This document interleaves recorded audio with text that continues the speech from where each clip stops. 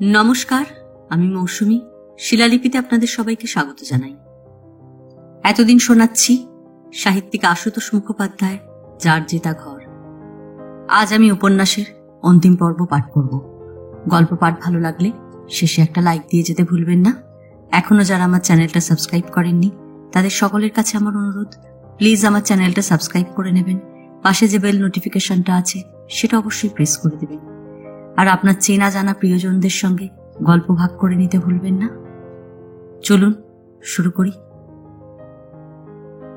সেদিন মন্তুদা বলছিল, তোমাদের যদি মান অভিমান মিটে থাকে ভালো কথা, কিন্তু তোমার মতো মেয়ে এভাবে বসে থাকবে কেন?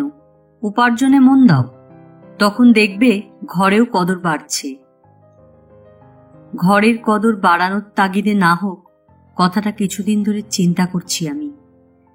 সেদিন এক সাহিত্য চক্রের আলোচনা চক্র থেকে রাতে বাড়ি ফিরে দেখি সুনন্দ বিছানায় শুয়ে আছে আর বৌদি তার মাথা টিপে দিচ্ছে। বাবা মারা যাওয়ার পর থেকে বৌদি মাঝে মাঝে আসা শুরু করেছে। বৌদির সঙ্গে তার বরাবরই খাতির। আমার আড়ালে তাকে কিছু বলে বোধহয়, কারণ বৌদি ভয়ে ভয়ে আমাকে দুই একটা উপদেশ দিতে আসে। এই দিন বকুনির সুরেই বলে উঠল, তোমার কি আক্কেল ভাই? ভদ্রলোক সেই থেকে মাথার যন্ত্রণায় ছটফট করছে, গায়ে তাপও একটু উঠেছে মনে হয়। ওদিকে তোমার শুনলাম বিকেল থেকে দেখা নেই। আমার স্নায়ু আজকাল একটুতেই তেতে ওঠার পক্ষে যথেষ্ট, তবু ঠান্ডা মুখেই টিপ্পনি কাটলাম, তাতে কি, সেবা যত্ন তো আটকায়নি দেখছি। লোকটা ওপাশ ফিরেছিল, ছিটকে এদিক ফিরে চিৎকার করে উঠল, ওসব গাড়োয়ানি ইয়ার্কি এ ঘরে করবে না। বৌদি অপ্রস্তুত, চোখে চোখ রেখে আমি দাঁড়িয়ে রইলাম একটু।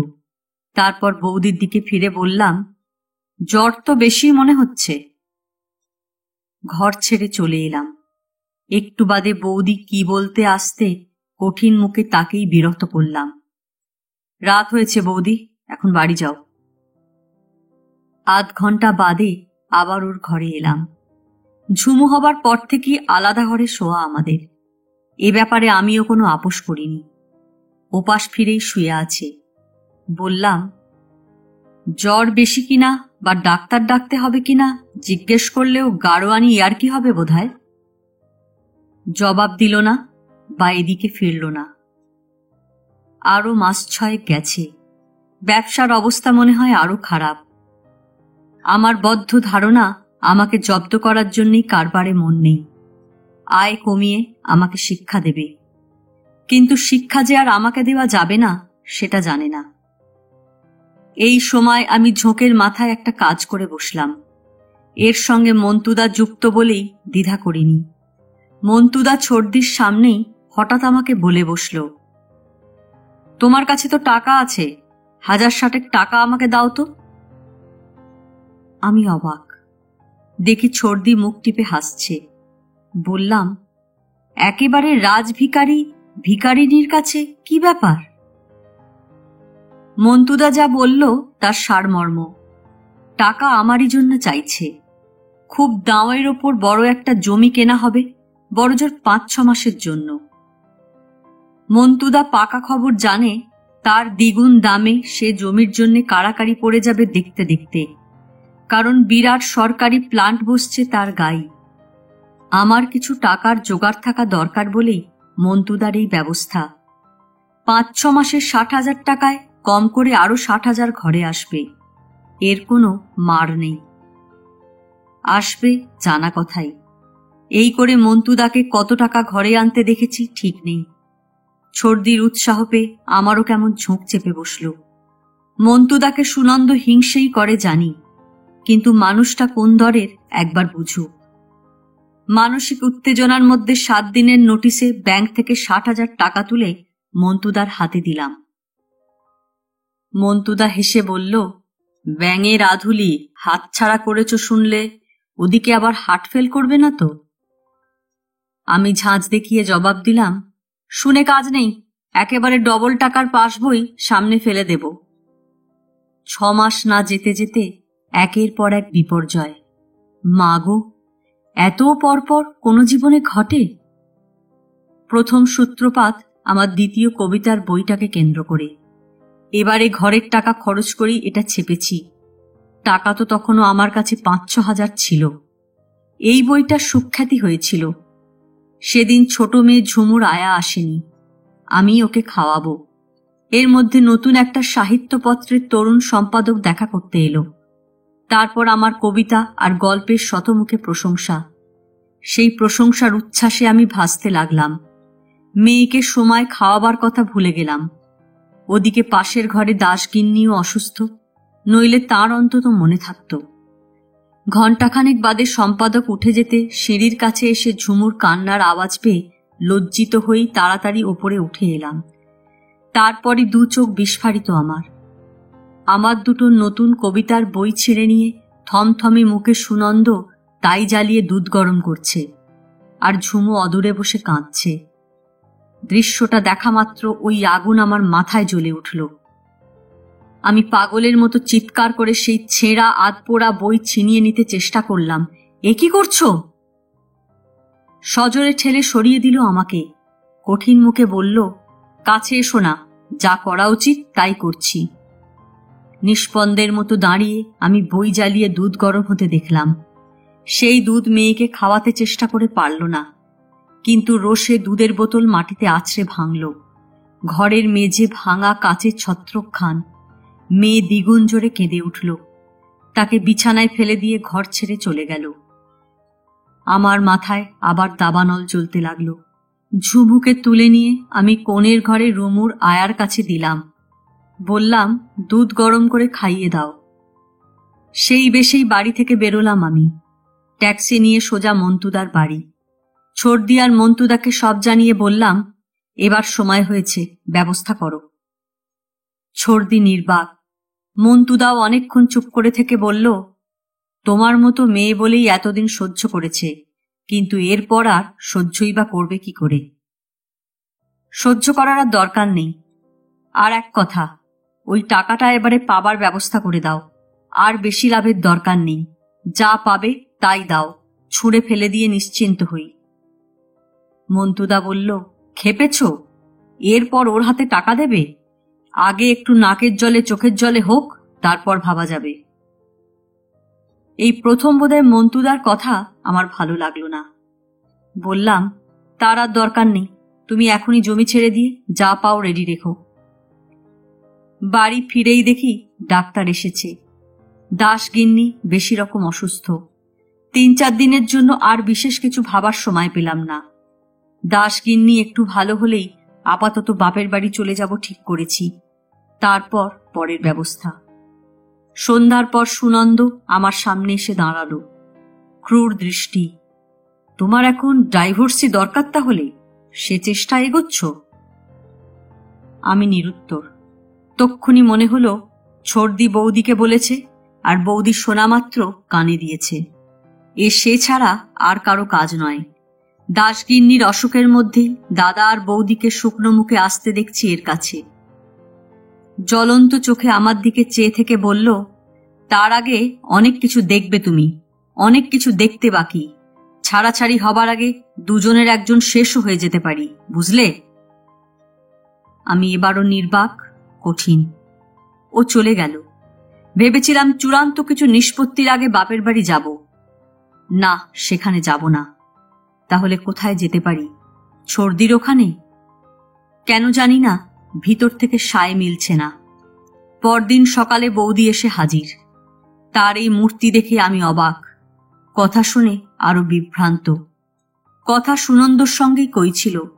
আমি তখন ঘরের বাইরে বারান্দায় দাঁড়িয়ে। বৌদির এমন উত্তেজিত কণ্ঠস্বরও আর বোধহয় শুনিনি। এসেই সোজা ওর ঘরে ঢুকে গিয়ে জিজ্ঞেস করল, আপনি ওকে টাকা দেবেন আশা দিয়েছেন? প্রশ্নটা শুনেই অবাক হয়ে আমি ঘরের চৌকাঠে এসে দাঁড়ালাম। সুনন্দ গম্ভীর মুখে খবরের কাগজ পড়ছিল। জবাব না দিয়ে বলল, বসুন। আরও চাপা অসহিষ্ণু গলায় বৌদি আবার জিজ্ঞাসা করল, আপনি ওকে টাকা দেবেন বলেছেন কিনা? ঠিক দেব বলিনি, বলেছি কি করা যায় দেখি। কি করে দেখবেন আমি জানি, কিন্তু কেন? কেন আপনি টাকা দেবেন? কেন এভাবে দয়া করবেন? কেন আপনি অন্য 2 বোনের মতো বাড়ির দাবি জানিয়ে অ্যাটর্নির চিঠি দিচ্ছেন না? আমি জানি শ্বশুরমশায়ের একমাত্র অরুকেই বাড়ির অংশ দেবার ইচ্ছে ছিল। কোর্টে আমি বলবো সে কথা। আমি হতভম্ব, সবই দুর্বোধ্য লাগছে। সুনন্দ ঠান্ডা মুখে জবাব দিল, আপনার নির্বুদ্ধিতার জন্যই এরকম হয়েছে। শ্বশুরমশাইকে উইল করতে দিলে এতটা হতো না, কিন্তু ভাগাভাগির ব্যাপার তো পরের কথা। তার আগেই তো বাড়ি নিলামে যাবে। ছেলেপুলে নিয়ে তখন দাঁড়াবেন কোথায়? বৌদির দিকে চেয়ে যাতনা ক্লিষ্ট ধৈর্যের অবসান দেখছি।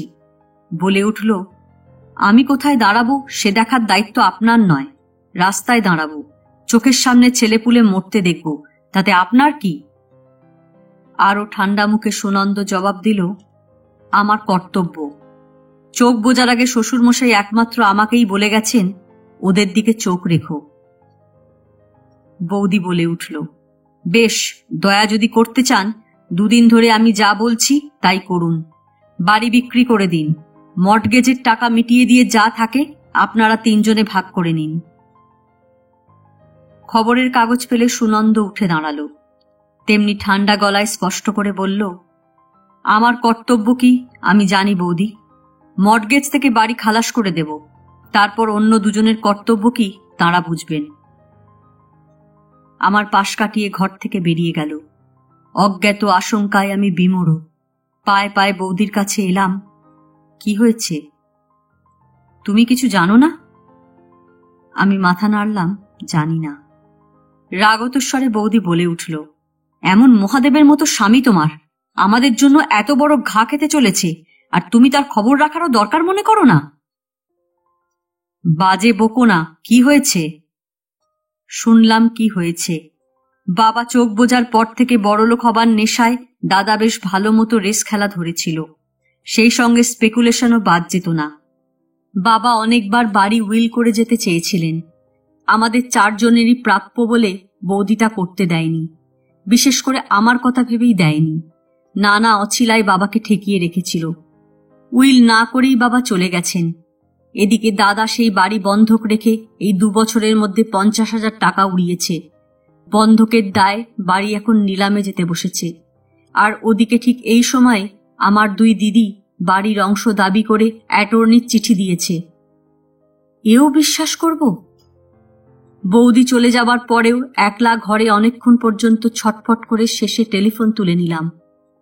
ওধারে মন্তুদার গলা পেয়ে জিজ্ঞেস করলাম, তোমরা নাকি বাবার বাড়ির অংশ চেয়ে অ্যাটর্নির চিঠি দিয়েছ?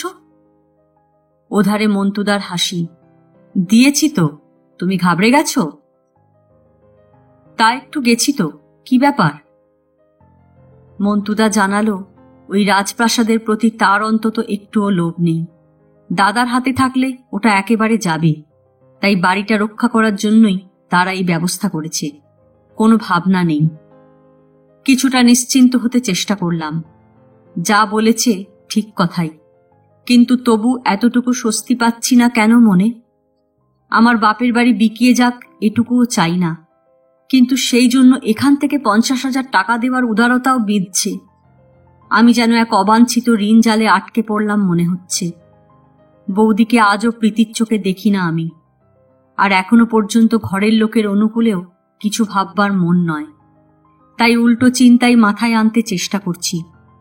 বৌদিকে ওই একজনেরই বরাবর পছন্দ। আমাকে এ পরিবারে টেনে আনায় একমাত্র সেই সহায় হয়েছিল।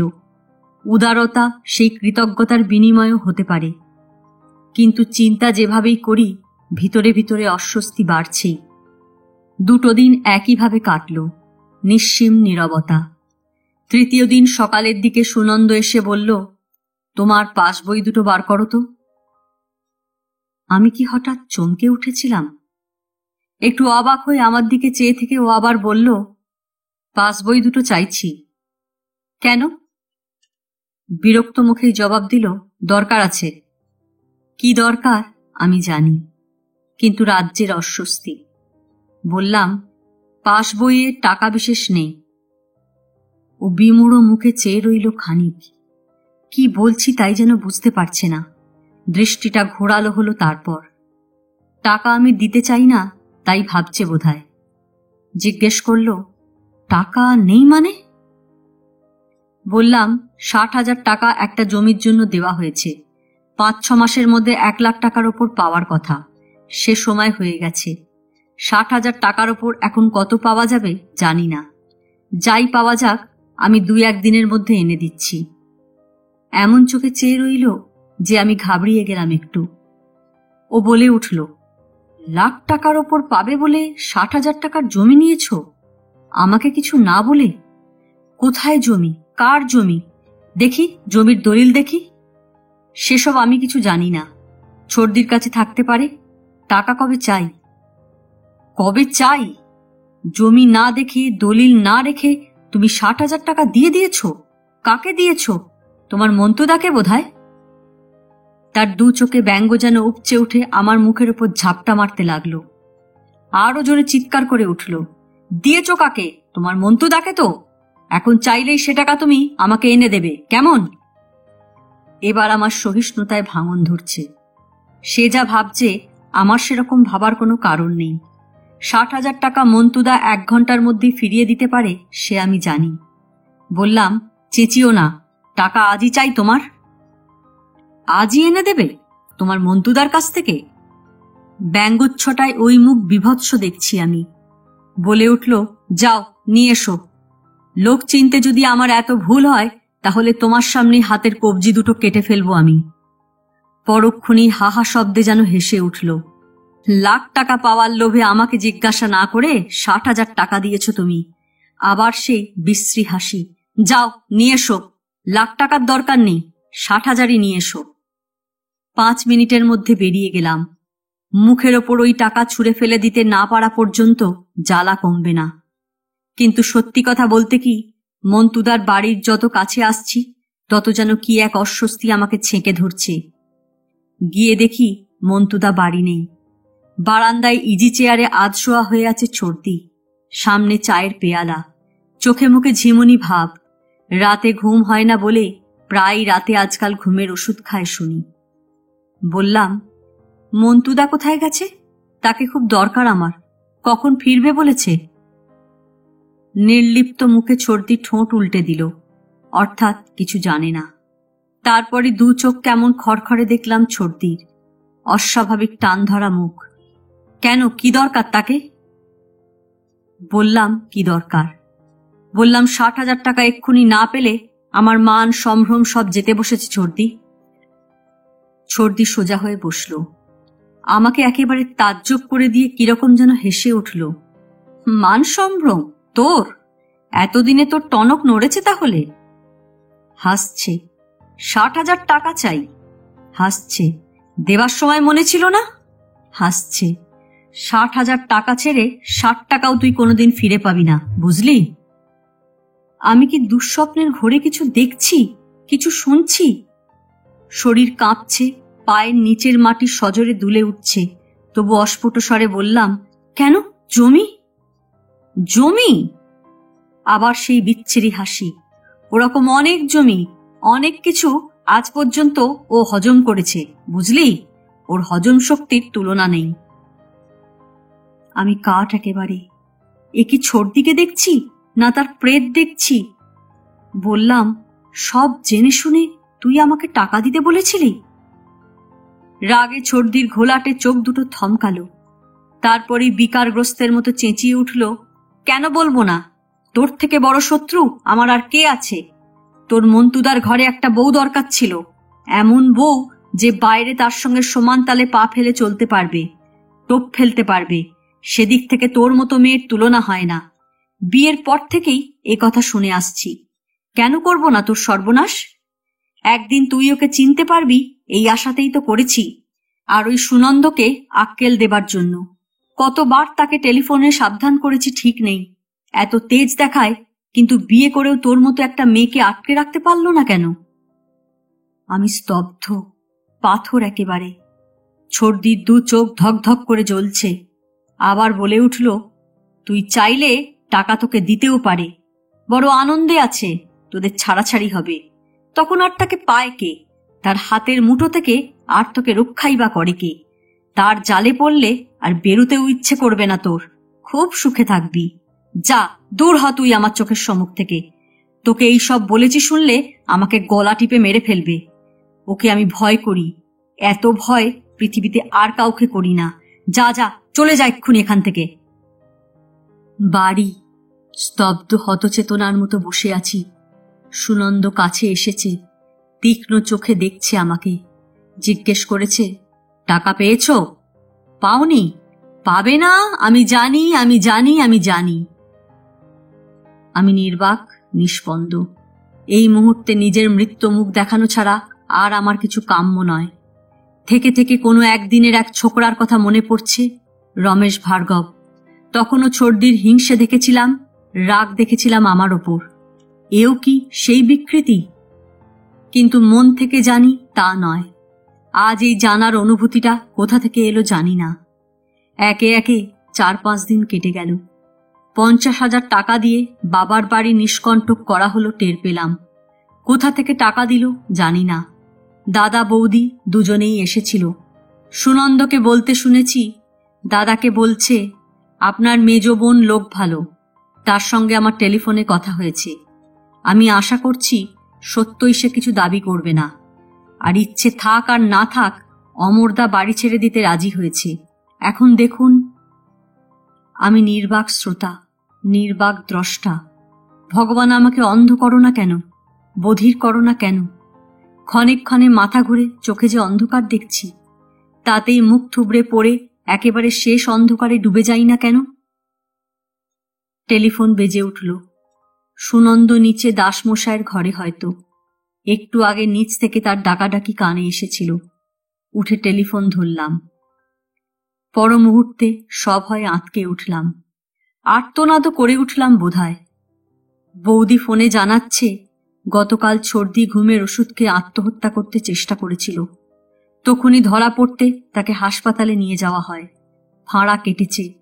পুলিশের কাছে ছর্দি বলেছে, রাতের পর রাত ঘুম না হওয়ার যন্ত্রণায় এই চেষ্টা করেছে। সেই টানা হ্যাচড়া এখনো বাকি। হাসপাতাল থেকে ছর্দি নিজের বাড়ি না গিয়ে একরকম জোর করেই দাদা বৌদির সঙ্গে ওদের ওখানে চলে এসেছে। এসেই বারবার আমাকে দেখতে চাইছে।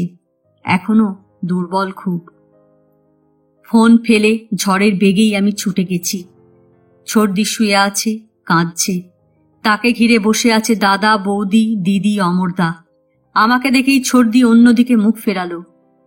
আমি বলে উঠলাম, ছর্দি, এ তুই কি করেছিলি? ওদিকে ফিরে ছর্দি আরো বেশি কাঁদতে লাগলো। ঘণ্টাখানেক ছিলাম। ছর্দি পরে কথা বলেছে, তার থেকেও কেঁদেছে বেশি। কেবল বলেছে, আমি পাগল হয়ে গেছিলাম, নইলে তোর সঙ্গে এত বড় বিশ্বাসঘাতকতা করলাম কি করে? কথায় কথায় দাদার মুখে শুনলাম ছর্দির বর মনতোষ চৌধুরীও হাসপাতালে গেছিল। ছর্দি জোর করে এখানে এলো বলে সে রাগ করে বাড়ি চলে গেল। ঠিক সেই মুহূর্তে মাথায় বুঝি খুন চাপলো আমার। আমি যেন উন্মাদ হয়ে গেলাম। অসহ্য আক্রোশ আর মাথার মধ্যে অসহ্য দাপাদাপি। আমাকে একবার ওই লোকটাকে দেখতে হবে। ওই লোকের মুখোমুখি একবার অন্তত গিয়ে দাঁড়াতে হবে। এক ঝটকায় উঠে দাঁড়ালাম। দাদা জিজ্ঞাসা করল, কোথায় চললি? সবেগে ঘর থেকে বেরিয়ে আসতে আসতে বললাম, ছর্দির বাড়ি। ছর্দি চিৎকার করে নিষেধ করে উঠল। দাদা বাধা দেবার জন্য এগিয়ে এলো। কারো কথায় কান না দিয়ে এক দুর্জয় আক্রোশে আমি সোজা রাস্তায় নেমে একটা চলতি ট্যাক্সি থামালাম। ওই বাড়িতে ঢোকার মুখে কি আমার বুক কেঁপে উঠেছিল জানি না। শুধু জানি এক অব্যক্ত যাতনা আর অব্যক্ত তাড়না যেন আমাকে দোতলায় ঠেলে তুলেছিল। মন্তুদা আয়েশ করে চা খাচ্ছে আর পায়ের ওপর পা তুলে খবরের কাগজ পড়ছে। আমাকে দেখা মাত্র সেই চিরাচরিত খুশির অভ্যর্থনা। এসো প্রিয় সখী, এসো, সকালবেলায় এত ভাগ্য আমার। স্থির চোখে তার দিকে চেয়ে বললাম, দুর্ভাগ্যও হতে পারে। আমি ছর্দি নই সেটা তোমার জানতে এখনো বাকি আছে। হে আবার কি কথা? হেসে উঠল, ছর্দি নও বলেই তো তুমি প্রিয় সখী। এই ডাক শুনে আজ গা ঘিন ঘিন করে উঠেছে। তবু খুব শান্ত কঠিন সুরে জিজ্ঞাসা করলাম, টাকাটা ফেরত দিচ্ছ না কেন? কিসের টাকা? ও, সেই টাকা। হাসছে। সুনন্দকে দেবে? আমি চেয়ে আছি, দেখছি। দেখতেই এসেছি। হাসি কমে এলো। বলল, বেশ, দেব, এক শর্তে। তোমাদের ছাড়াছাড়ি হবার কথা ছিল। তোমার যদি এখনো সেই মতলব থাকে তো দেব।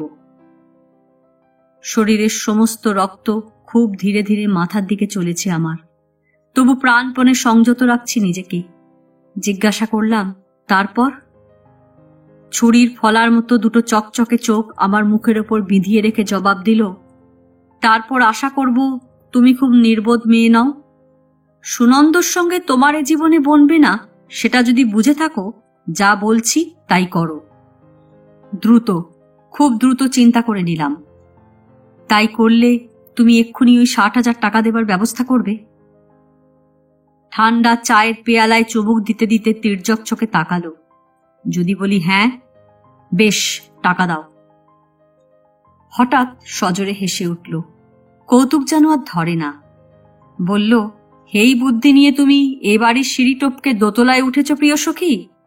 আজ নয়, কোর্ট থেকে যেদিন তোমাদের ছাড়াছাড়ির রায় বেরোবে সেদিন দেব। এরপর আর কি কথা হতো বা কি করতাম আমি জানি না। সিঁড়িতে পায়ের শব্দ। ফিরে দেখি সুনন্দ। পরে শুনেছি আমি বেরিয়ে আসার পরই সর্দির তাগিদে ব্যস্ত হয়ে বৌদি তাকে টেলিফোনে জানিয়েছে আমি এখানে এসেছি। এই মানুষকে দেখে জীবনে বোধহয় এমন নিশ্চিন্ত আর কখনো বোধ করিনি। সেই মুহূর্তে আমি অনুভব করেছি হিতাহিত জ্ঞান শূন্য হয়ে আমি কোন নরকে এসে দাঁড়িয়েছিলাম। বিরস মুখে হাসি টানতে চেষ্টা করে মন্তুদা বলল, ভায়া যে, কি খবর? জবাব না দিয়ে সুনন্দ আমাদের দুজনকে নিঃশব্দে দেখল খানিক।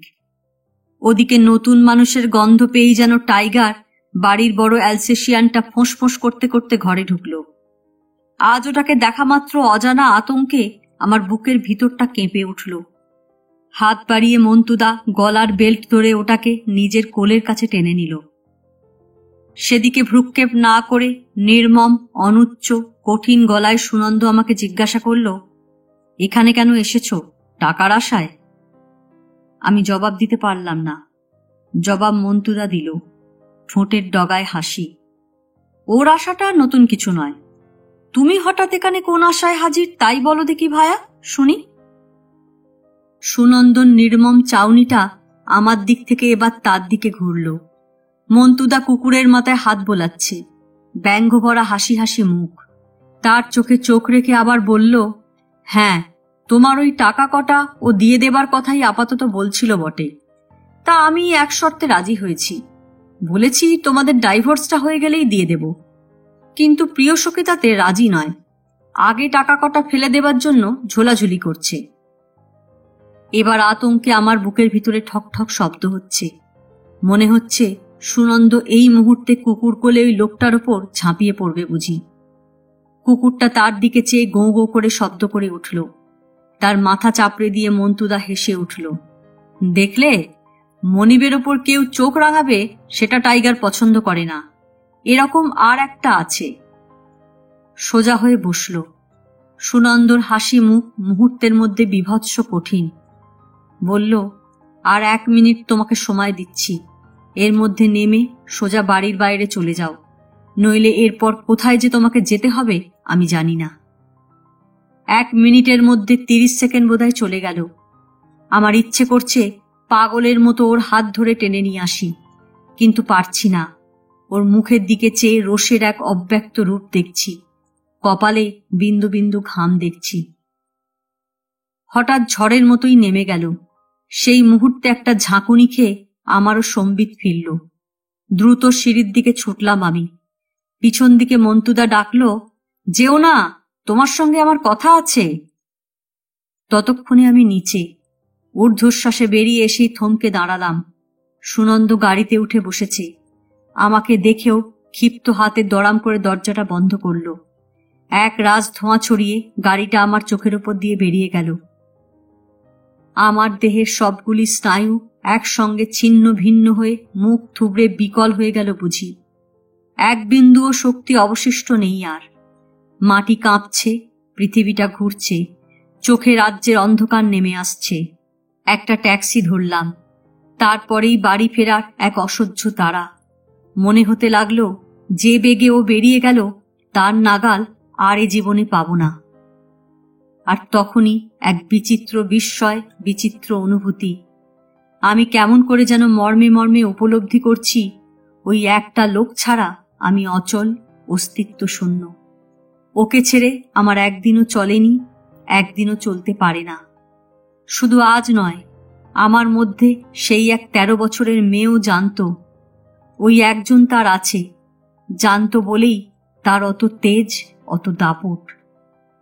ট্যাক্সি থেকে অবশ পা দুটোকে সিঁড়ির দিকে টেনে নিয়ে এলাম। পায়ের নিচের মাটি যেন আরো অস্থির। ওই সিঁড়ি ধরে ওপরে উঠতে পারবো কিনা জানি না। সিঁড়ির মুখে দাঁড়িয়ে গেলাম। দাসমশায়ের হাসি। অসুস্থ দাসগিন্নির সঙ্গে লুডো খেলছেন। জিতেছেন কিংবা হেরেছেন তারই হাসি। ওপরে উঠতে পারলাম। সামনের ঘরের দৌড়ে এসে পা দুটো আটকে গেল। দরজা ধরে দাঁড়ালাম। ওদিকে ফিরে টেলিফোনে কথা কইছে। পরক্ষণে মুহূর্তের জন্য সচকিত। মাটি এবার প্রচণ্ড বেগে দুলে উঠল। কথা বৌদির সঙ্গেই কইছে। মেয়ে দুটোকে কিছুদিনের জন্য নিয়ে গিয়ে রাখতে বলেছে। আজই কিছুদিনের জন্য কলকাতার বাইরে যাবে বলছে। কোনো কথার জবাবে তার শেষ অসহিষ্ণু উক্তি, সে কি করবে, কোথায় থাকবে তা আমার জানার দরকার নেই। সশব্দে রিসিভার ফেলে দিয়ে ফিরল। পাশ কাটিয়ে চলে যেতে গিয়েও দাঁড়ালো। জীবনের একটা শেষ কথা শোনার জন্যই আমি প্রাণপণে শক্তি সংগ্রহ করছি। বলল, আমি আজই কলকাতা থেকে বেরিয়ে যাচ্ছি। মেয়েদের ব্যবস্থা আমি এসে করব। তোমার দাদা এসে ওদের নিয়ে যাবে। এর মধ্যে তুমি কোর্টে ডাইভোর্সের দরখাস্ত করে রাখতে পারো। আমার দিক থেকে আর কোনো বাধা আসবে না। মৃত্যুর পরোয়ানা পেয়েছি, কথা বলতে পারিনি, কিন্তু তবু সেটা ঠেকাবার জন্য সবেগে মাথা নেড়েছিলাম। বলতে চেয়েছিলাম না না। কাছে ঝুঁকল। নির্মম তীক্ষ্ণ দু চোখ আমার মুখে বিধে আছে। আর তুমি তা চাও না, না? এখন আর তুমি এটা চাও না, কেমন? কিন্তু দুর্ভাগ্য আমার, অনেক দেরি হয়ে গেছে। আমি চাই তুমি ডাইভোর্স করতে পারো, যা খুশি করতে পারো। আমার জীবনে তোমার প্রয়োজন ফুরিয়েছে। পাশ কাটিয়ে মেয়েদের ঘরের দিকে চলে গেল। আমি হাত বাড়াতে পারলাম না, তাকে ধরে রাখার শেষ চেষ্টা করতে পারলাম না। যে অন্ধকারের সঙ্গে এতক্ষণ যুঝছিলাম, সমস্ত দিক ঢেকে দিয়ে সেটা এবার আমাকে গ্রাস করতে আসছে। মাগো, এত অন্ধকার!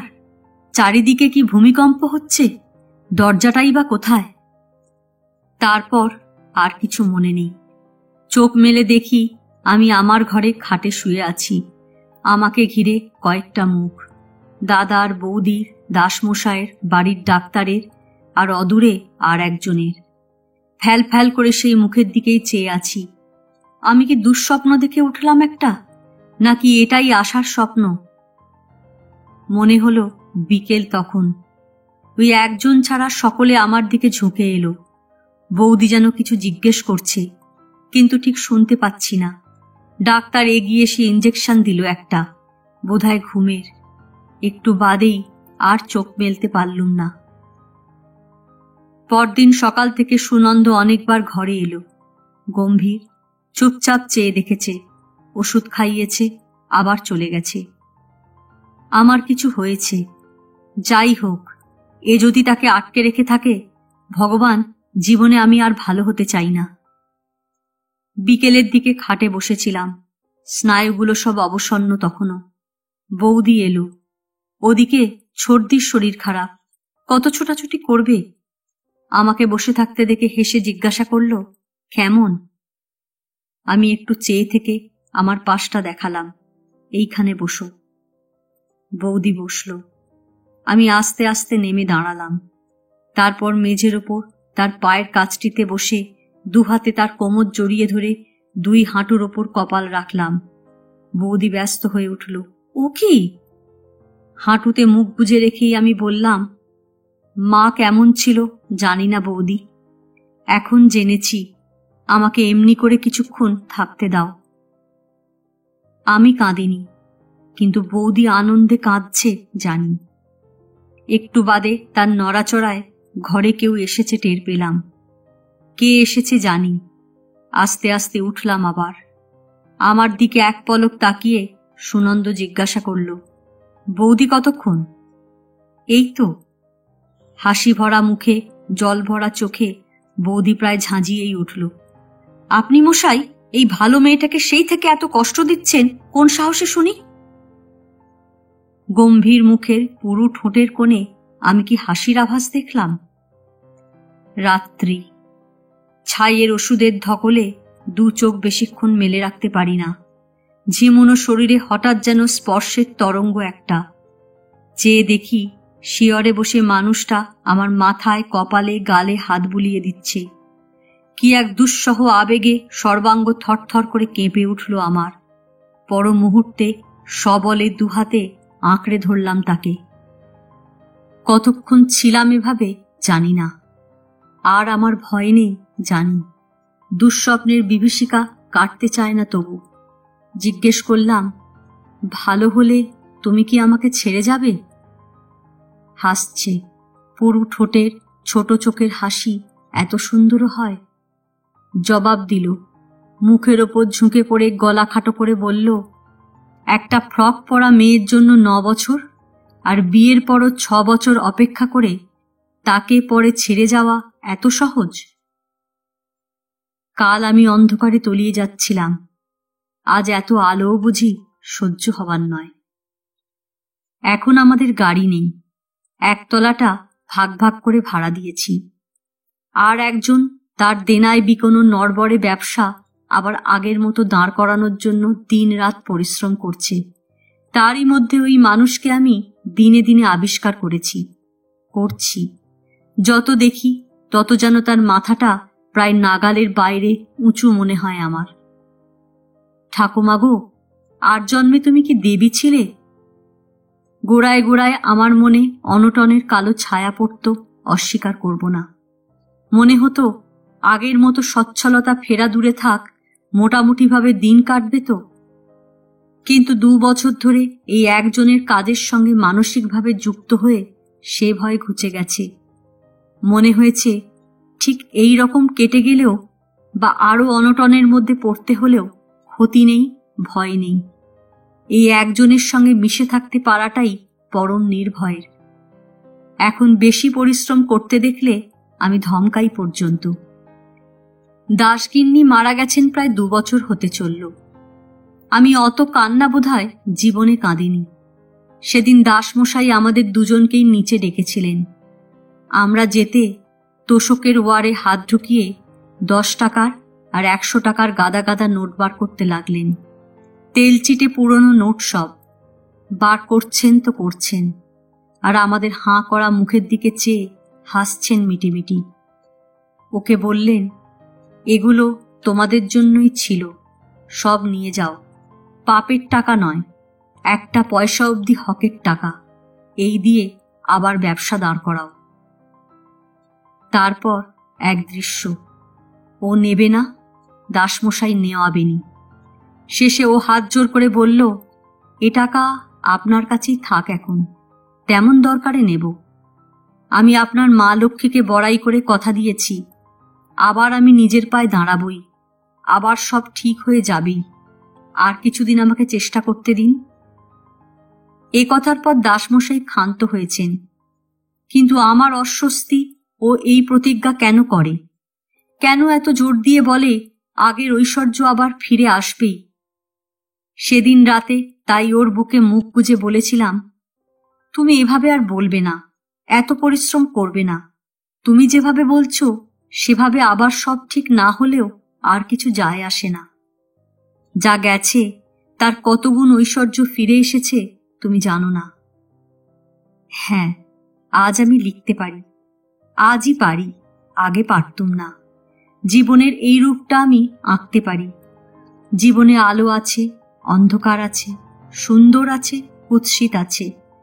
সেই আলো অন্ধকারে সুন্দর কুৎসিতের ভিতর থেকে যদি জীবন সোনা ঝালিয়ে নিতে পেরে থাকি, সে বার্তা ঘরে ঘরে পৌঁছে দিতে আর আমার কোনো দ্বিধা নেই, সংকোচ নেই।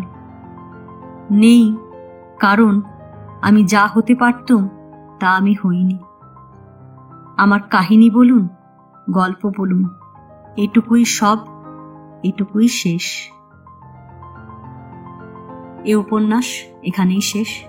গল্প পাঠ ভালো লাগলে লাইক, শেয়ার, কমেন্টস করতে ভুলবেন না। আজকের মতো নমস্কার।